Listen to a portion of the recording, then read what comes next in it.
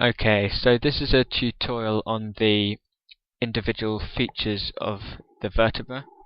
So in this tutorial I'll just talk you through all the different parts of the vertebra, all the different processes, facets and all that thing, so you just get an idea of how you can identify the different structures on an individual vertebra. So a vertebra consists of an anterior part here, which is the body, and then you've got the posterior part, which consists of the neural arch and all the facets and processes that are attached to that. So here's the body of a vertebra, and then the neural arch is this. I'll just try and get a good view of that. Is this arch here, which consists of pedicles, a pair of pedicles here,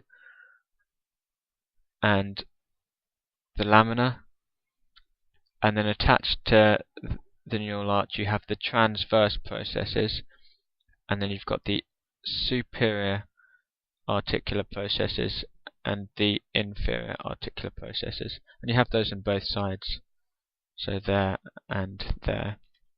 And then at the back you've got the spinous process. So that's 7 things that are attached to the neural arch: the superior and inferior articular processes on both sides, the transverse processes, and the spinous process. Okay, so I'll just rotate that around so you can have a good look.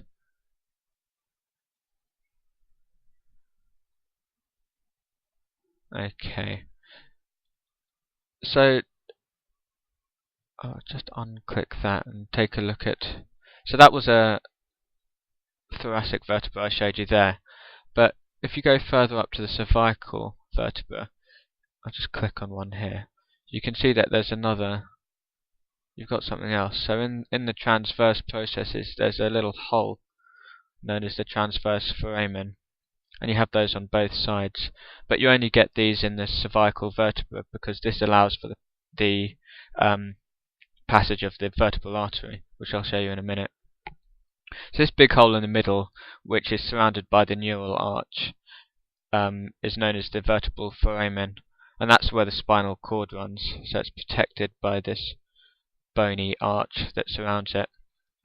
And here again you've got the superior articular facet, you've got the inferior articular facet, and you've got the transverse process sticking out here, which contains the transverse foramen. And then you've got the pedicles at the front and the lamina here, and the spinous process at the back, body anteriorly. Okay, so let's just take a look at the thoracic vertebra articulating with the ribs here. So I've just removed 2 ribs so you can see how this all works. So you can see that the superior, I just click, oh crap, I didn't mean to do that. Just get that back. Okay, sorry about that. Just get rid of these ribs again. Okay, so as I showed you before, you've got, there's the superior articular process and inferior articular process, and these processes articulate with the one above and below. So the superior articular process of this vertebra articulates with the inferior articular process of the vertebra above, and these joints are known as zygapophyseal joints, and they're synovial joints which help to stabilize the spine and protect and limit movement of the spine. So that's important to know about. And with these thoracic vertebrae, they obviously articulate with ribs, so it's not so clear here on this model, but the tubercle of the rib, this little bump here, articulates with the transverse process of the thoracic vertebra. And the head of the rib, which is here, right at the end articulates with the vertebra, and there's two facets which it articulates with: the inferior demifacet and the superior demifacet. And these are areas on the vertebra which articulate with the head of the rib. So the head of the rib articulates with the superior and inferior demifacets, and there's a facet on the transverse process which articulates with the tubercle of the rib. So that's how all that works. So it's quite simple really. Just to recap things, you've got the anterior part, which is the body. You've got the posterior part, which is the posterior part, which consists of the neural arch. And attached to the neural arch, you've got the superior articular processes, the transverse processes, the spinous process, and the inferior articular processes. And the vertebrae articulate with each other via the superior and inferior articular facets. So those are the main features of the vertebra to be aware of. So I'll just quickly show you how the spinal column relates to other structures. So I'll just bring back some blood vessels and some nerves. So I just showed you before the I'll just click on that vertebra.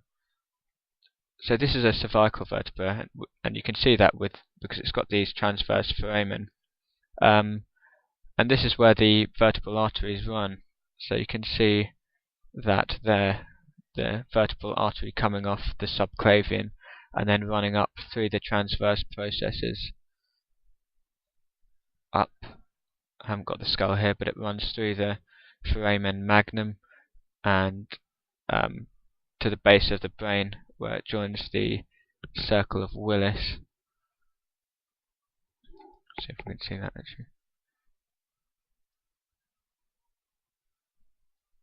So yeah, it comes up and joins here, which is at the base of the brain. So that's what the transverse foramen is for. And then I didn't show you I'll just get rid of the vessels now. So another important thing is the intervertebral foramen. Just get rid of this again.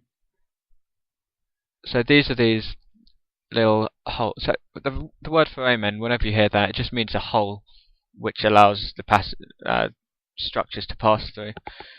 So you've got the vertebral foramen, big hole in the middle of the neural arch, transverse foramen, hole in the middle of the transverse processes, and this intervertebral foramen, which is a little hole between the articulating vertebra. And this is where the spinal nerves emerge from. So C1 to C7, you have 8 cervical spinal nerves. 8 because the first one emerges above the atlas.